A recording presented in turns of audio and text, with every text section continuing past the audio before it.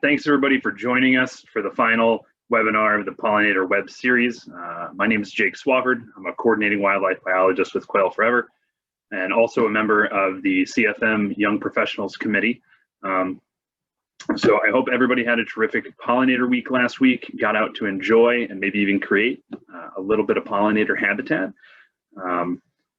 And so if you're joining us for the first time, you're going to get a quick plug for the CFM Young Professionals. We're a group of conservation-minded individuals between the ages of 21 and 40, and we're interested in the Missouri outdoors and activities that provide opportunities for engagement, education, and networking, which is one reason that we put together this series. So if you or anyone you know are interested in joining CFM Young Professionals, please reach out to me, Colton, somebody else on the committee, or we'll try to post a link here in the comments for our Facebook page, and keep an eye out for other events like this that we hope to have in the future.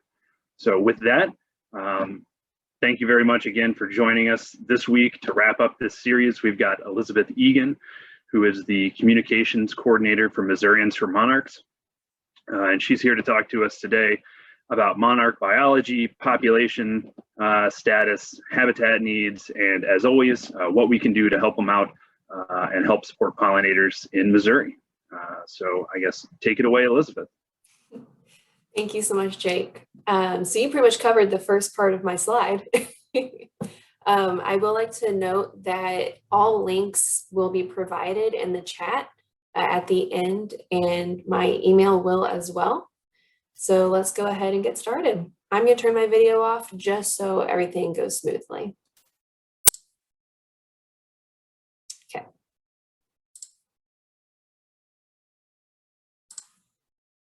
First, let me introduce you to the collaborative. Missourians for Monarchs is a collaborative of conservation and agricultural organizations, government, non-government agencies, utilities, and agribusinesses committed to monarch and pollinator conservation. The collaborative formed in 2015 to address pollinator preservation. In 2016, the collaborative finalized a state conservation plan, making Missouri the first state in the nation to do so. In the plan, the collaborative committed to creating and maintaining 19,000 acres of pollinator habitat annually for the next 20 years. So we are putting 19,000 acres a year on the ground. Hey, Elizabeth. Yeah. I don't mean to interrupt. Do you mind sharing your screen? It was turned off for us. Oh. Thank you. Let me. That's not popping up. Hold on. Okay.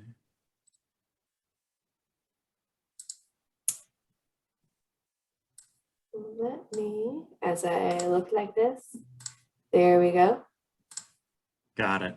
It's coming in now. Okay. Now let me find my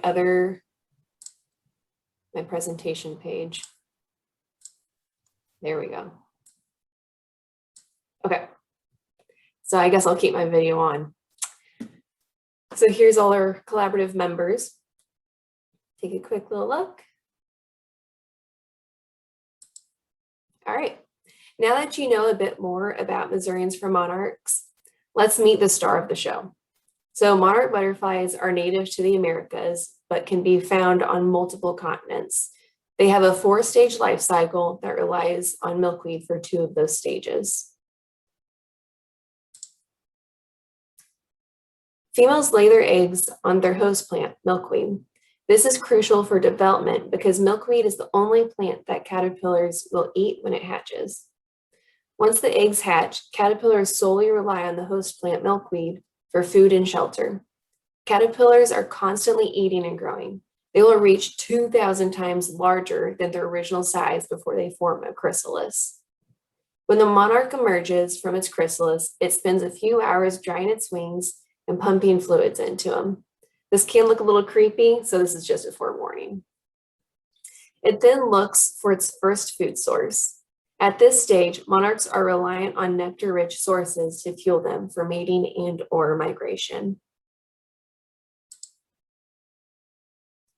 In North America, 2 monarch populations are separated by the Rocky Mountains. Western populations fly down the California coast. So if you can see my little mouse, that's right over here. Eastern populations are Missouri monarchs overwinter in Mexico. Monarchs are the only butterfly with an advanced two-way migration up to 3,000 miles long. The phenomena of the monarch migration has baffled scientists and is still widely studied. Because Missouri is in the path of the flyway for the entire monarch migration, this region is vital for conserving pollinator habitat to maintain the brilliant journey.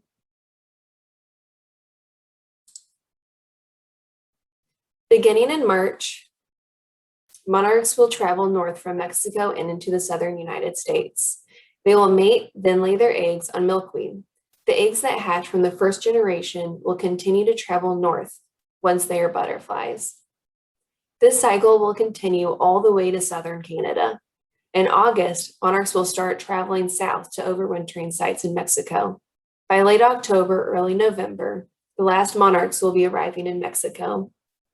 The generation that overwinters in Mexico is known as the super generation. Some will travel almost 3,000 miles, so that's all the way from Canada to Mexico.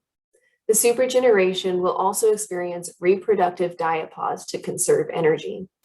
They will gain reproductive abilities at the end of their overwintering period and start the migration back north again in March. During the past 20 years, monarch populations have decreased significantly. Populations since the 1994 through 1995 overwintering have showed a downward trend, with 2015 through 2016 showing a modest increase that was not sustained in 2016 through 2017. In the 1990s, up to 1 billion monarchs made the migration. In 2013 through 2014, the population dropped to 33 million, representing a 90% decrease from the 20-year average. The most recent data shows a 53.22% decrease from the previous season. Only 2.83 hectares were occupied in 2019 through 2020 overwintering sites. For reference, a sustainable monarch population needs to occupy at least 6 hectares. So if you can see my mouse, that's this line over here. And this past season, we were all the ways down here. Many factors have challenged monarch populations, including habitat loss, recent droughts, climate change, land usage, poorly timed mowing, and herbicide applications, and changes to agricultural systems. A significant decline in nectar sources in milkweed and monarch breeding areas, including Missouri, are also a major threat. The decline in various milkweed species is particularly troublesome, as they are essential for monarch survival. Monarch Watch estimates that around 2.2 million acres of potential milkweed is lost in the United States each year. Without milkweed, there will be no monarch. Since 2014, states, including Missouri, have been submitting yearly totals of newly created or managed monarch and pollinator habitat acreage to the United States Fish and Wildlife Service to provide data to aid in the listing decision. In December of 2020, the decision to list the monarch butterfly as an endangered species was determined warranted but precluded. So I'll have a link to this whole portion right here that you can read in greater depth. So what does warranted but precluded mean? It means the monarch butterfly meets the criteria for listing as an endangered or threatened species, but the United States Fish and Wildlife Service does not have the funding or personnel to devote to a listing proposal because there are listing actions with higher priority. So what now? The U.S. Fish and Wildlife Service will review the monarch status each year. If a change in the status is warranted, they can take action. In the meantime, they will continue to work with partners. The U.S. Fish and Wildlife Service has a whole webpage dedicated to this decision. On this slide, there are some frequently asked questions, and again, that link will be provided.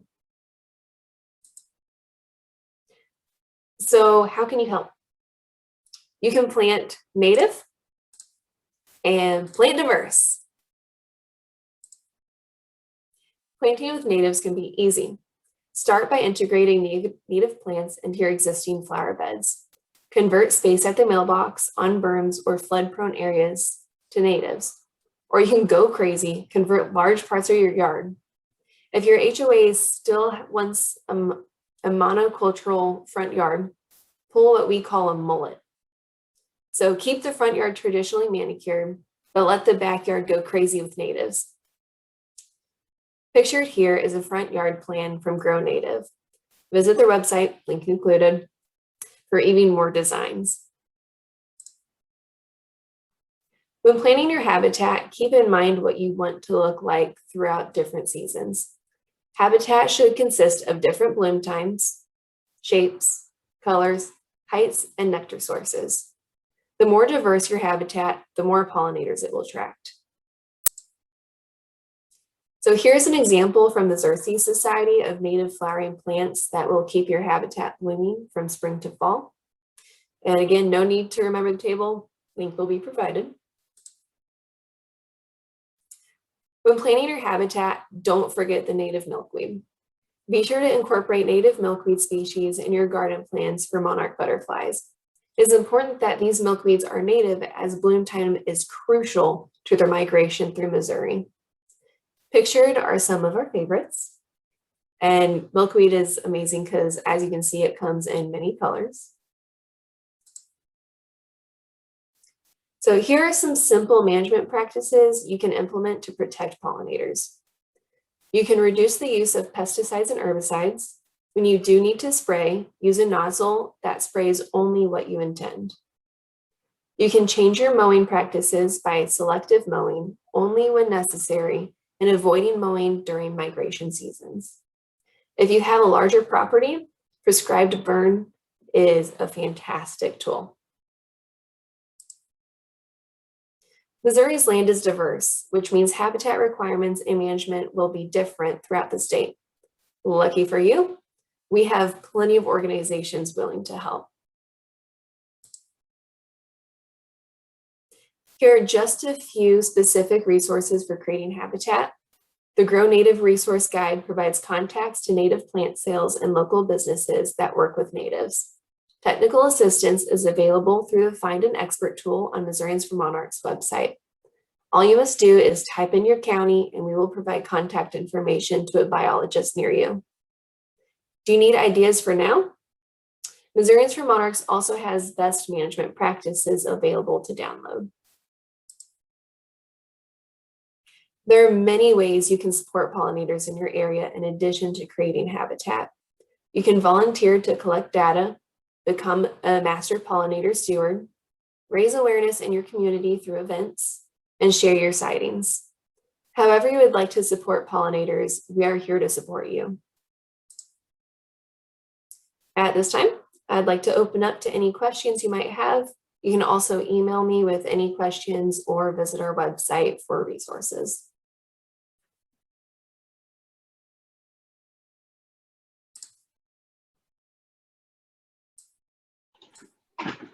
All right, thank you, Elizabeth. Lots of great information and great resources in there.